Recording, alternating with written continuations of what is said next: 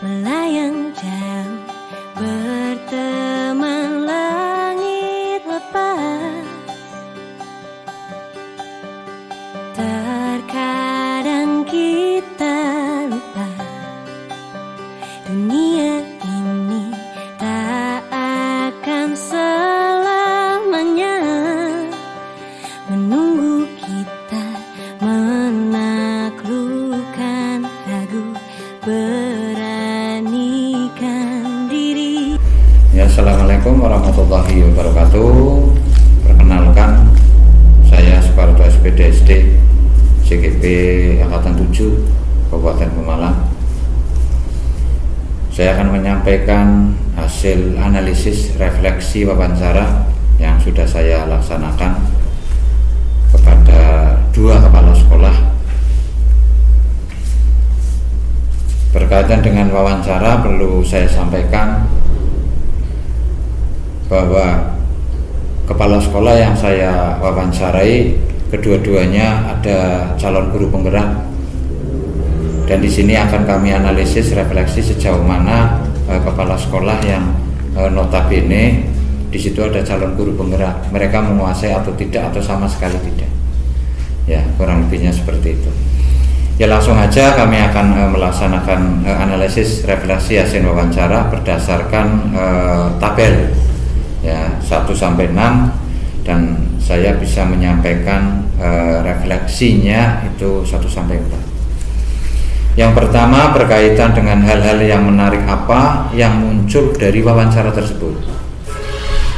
Perlu saya sampaikan hal-hal yang menarik saat itu adalah bahwa kepala sekolah saat saya melaksanakan pra wawancara, mereka namanya pimpinan menyambut dengan baik, ya, dipersilahkan, terus saya dikasih waktu ya, tempat berkaitan dengan wawancara. Alhamdulillah pada saat pelaksanaan kami memberikan pertanyaan ke pertanyaan, rata-rata mereka bisa beradaptasi, pengetahuannya bisa beradaptasi. Mungkin karena calon guru penggerak saling berkomunikasi, menyampaikan, saling berbagi ya. Jadi itu yang menarik, mereka siap ya. Terus bersifat terbuka, secara tidak langsung dia pun bisa beradaptasi dengan hal yang baru, khususnya dengan dilema etika. Pada saat pertanyaan-pertanyaan yang saya sampaikan masih sedikit ya, khususnya berkaitan dengan kepala sekolah, 4 paradigma, 3 prinsip dan 9 langkah dalam pengujian. Alhamdulillah mereka sudah menjawab mendekati itu ya. Terbukti di situ banyak segala kasus yang kami sampaikan di situ tetap mengedepankan yang namanya identifikasi masalah, yang mana berarti itu muncul mengenali tentang nilai-nilai yang bertentangan. Di samping itu juga mengedepankan yang namanya diskusi. Terus ada suatu kasus diselesaikan saat itu ya, baik secara terjadwal ataupun langsung, tapi tidak ditunda-tunda. Nah, itu yang menarik juga. Setelah itu keputusan apa yang diambil adalah untuk kebaikan anak didiknya, bukan mengedepankan sebuah aturan, tapi mengedepankan kepada anak didiknya. Terus untuk selanjutnya hasil dari wawancara tadi 2-3 pimpinan, jelas ada persamaan dan perbedaan, sangat menonjol, tapi khususnya pada langkah pengujian. Persamaannya di sini bahwa kepala sekolah 1 dan kedua, kesamaannya secara garis besarnya adalah selalu melakukan identifikasi masalah. Itu mengedepankan itu ya. Selanjutnya ada rekan sejawat yang diajak diskusi dalam rangka mengumpulkan fakta-fakta tadi. selanjutnya tetap mereka berpegang teguh pada keputusan bersama dan tidak lupa lebih mengedepankan kepada anak didiknya. Itu kesamaan dari dua narasumber. Untuk perbedaan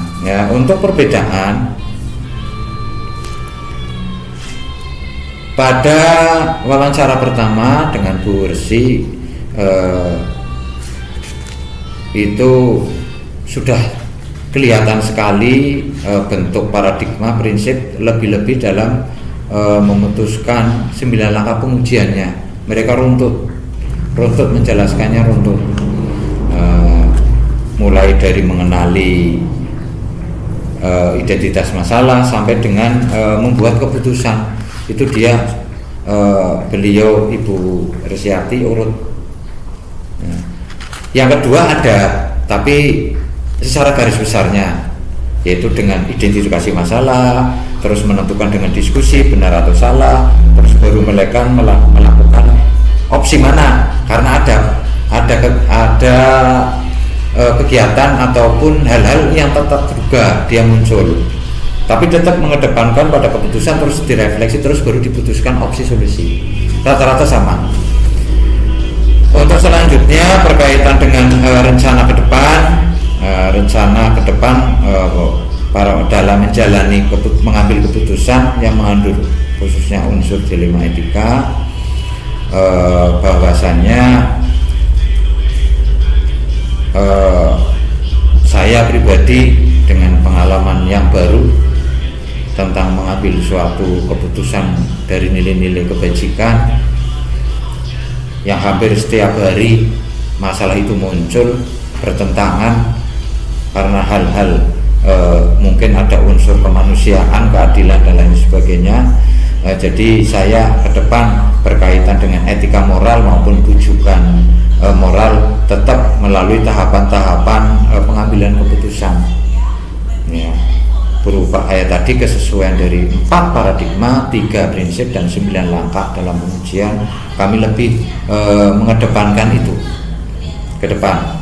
Yang kedua, berbagi. Kami dengan rekan sejawat khususnya satu sekolahan akan berbagi, dengan rekan sejawat, karena mereka pun harus bisa melaksanakan itu, bukan hanya saya saja, tapi mereka harus bisa melaksanakan itu. Ya. Yang ketiga yang harus saya lakukan ke depan, rencana kami ke depan adalah tadi diseminasi, berbagi, baik dari ajang ngobrol ya sesama rekan sejawat ataupun dalam hal-hal resmi, yaitu dalam rapat sekolah akan kami berbagi, dan semoga kami bisa kolaborasi mereka dalam rangka menyelesaikan suatu kasus. Dan selanjutnya refleksi yang keempat, bagaimana Anda sendiri akan menerapkan pengambilan keputusan dilema etika pada lingkungan Anda, pada murid-murid Anda dan pada kolega. Dalam menerapkan pengambilan keputusan dilema etika, kayak tadi sudah saya sampaikan bahwa tetap memegang teguh pada 9 langkah pengambilan keputusan. Ya, keputusannya di situ. Ya, baik itu permasalahan pada anak didik saya ataupun dengan permasalahan-permasalahan di luar siswa, mungkin antara tupoksi saya sebagai guru dengan mungkin ada kegiatan apa lagi yang mengganggu dengan tupoksi profesi saya, itu pun kami tetap menerapkan 9 langkah tadi. Ya. Dengan rekan-rekan guru yang lain, insya Allah saya sudah mulai menerapkan, karena saya dalam wawancara tadi pun butuh rekan sejawat, jadi saling berbagi.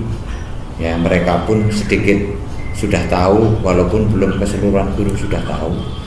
Kami sedikit dalam kami melaksanakan wawancara pun kami kolaborasi dengan 1-2 rekan guru Mereka alhamdulillah sedikit menanyakan, mereka pun tahu. Tetapi secara garis besarnya kami tidak pasang kapan, tapi setiap waktu kami akan berbagi, menerapkan yang saya punya, yang saya miliki kepada rekan-rekan sejawat. Berkaitan dengan pelaksanaan wawancara tadi, alhamdulillah pelaksanaan wawancara berjalan lancar. Alhamdulillah dua kepala sekolah memberikan waktu yang lebih, bukan sekedar waktu, juga memberikan fasilitas juga berkaitan dengan IT-nya. Alhamdulillah pada dasarnya secara garis besar refleksi itu kami menarik kesimpulan bahwa refleksi wawancara, baik wawancara 1 dan wawancara 2 dari dua kepala sekolah, secara garis besarnya mereka telah sesuai dengan 4 paradigma, 3 prinsip dan 9 langkah pengujian, walaupun belum secara runtut dalam menyelesaikan kasus, tapi ke arah memberikan suatu keputusan, pengambilan keputusan itu rata-rata sudah mendekati 9 langkah pengujian.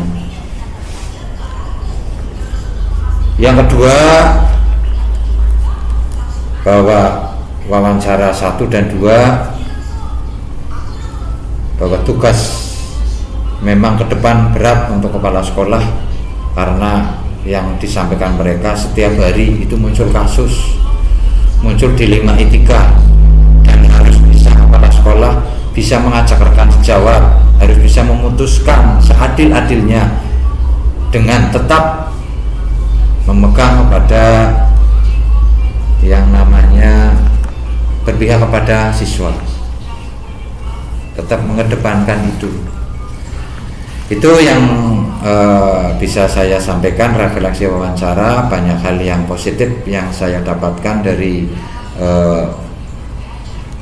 pimpinan-pimpinan kepala sekolah yang sudah berpengalaman. Kami dapat menimba ilmu banyak di situ. Itu yang bisa kami sampaikan, refleksi wawancara sebagai wujud analisis saya dalam mewawancari dua kepala sekolah. Itu kurang lebihnya. Apabila ada yang kurang berkenan, mohon maaf. Tetap semangat. Terima kasih. Assalamualaikum warahmatullahi wabarakatuh.